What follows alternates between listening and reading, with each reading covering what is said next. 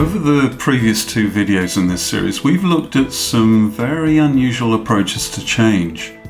These approaches seem to work because they aren't following what everyone else does. On the contrary, we have seen that the way we normally seek to influence people for good change just doesn't work. We've looked at loving our enemies and at the extraordinary result of taking a non-rational approach to engaging people in radical life-saving change that endures. Like a river running through it all, there are the three keys of relate, repeat, and reframe. We looked at winning the heart and mind of one person, at changing the behaviours of a difficult group of nearly 200. Now let's look at what might happen in a bigger group, in fact, across a whole nation.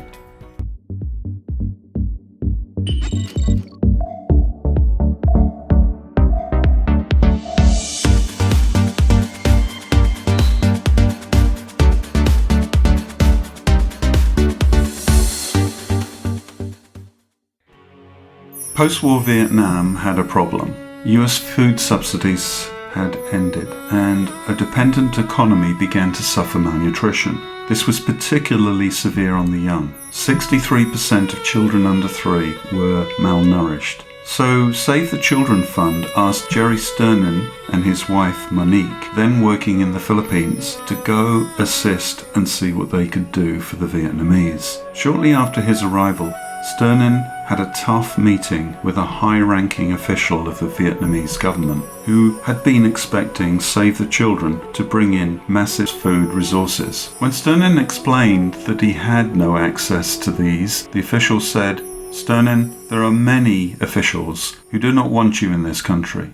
You have 6 months to demonstrate impact, or I'm afraid my ministry will be unable to extend your visa." Now, Sternin was a world expert in child malnutrition, but with no budget. What would you have done? The problem with food subsidies was that it created an economy that became dependent on them. In Sternin's words, they came, they fed, they left, and nothing changed.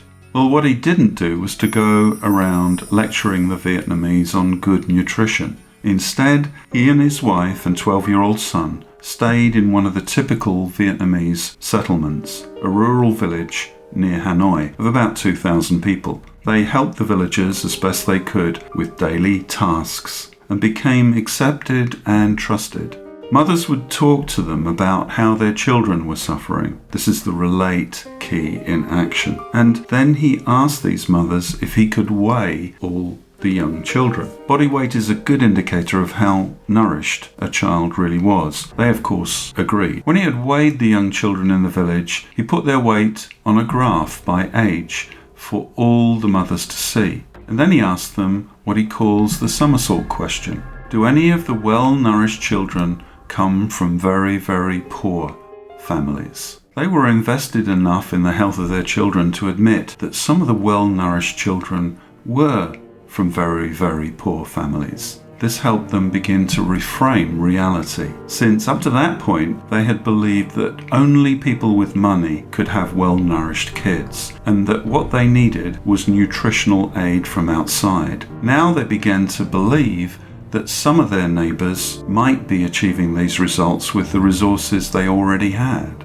and maybe they could do the same. Sternin was using a research construct called positive deviance, or PD. PD helped him isolate this small group of what I call positive outliers. Then he and his team studied this small group of parents very, very closely. They discovered a number of cultural anomalies. The tradition in that culture was that meals were twice a day, in extended family groups, usually of a fairly bland diet of rice and not much else. People would eat from common bowls, reaching for as much rice as they wanted. When someone stopped eating, it meant that they were satisfied and had had enough. Of course, parents in the West know that young kids often need to be encouraged to keep eating at mealtimes. The PD mothers did some significant things.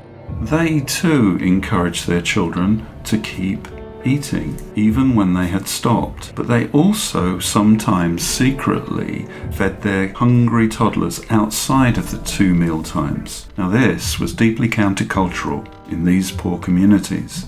Also, everyone agreed that sanitation, in this case hand washing, was important, and all would make sure their children washed their hands before eating. However, the PD mothers took it further, insisting that their children's hands were washed again if, say, they touched a passing dog or touched the soles of their siblings' muddy flip-flops. Further, the team noticed that the PD mothers added other ingredients to their children's diets, such as small shrimp from the rice fields for extra protein, and the greens from the tops of rice leaves as well. So Sternin helped these PD mothers set up cookery classes for all the other mothers in the village. Gradually, all the other children began to put on weight. This is the repeat key in action. Then the Sternins moved to another village and did the same. By the end of the 6 months, they had established 10 cookery villages up and down the length of Vietnam,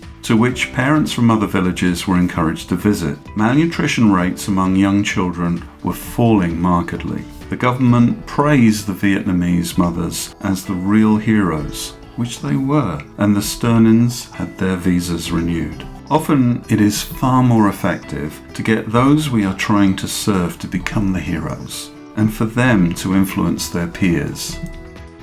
What if you could do the same? What if you were willing for others to take the credit? Wouldn't your influence spread further and faster?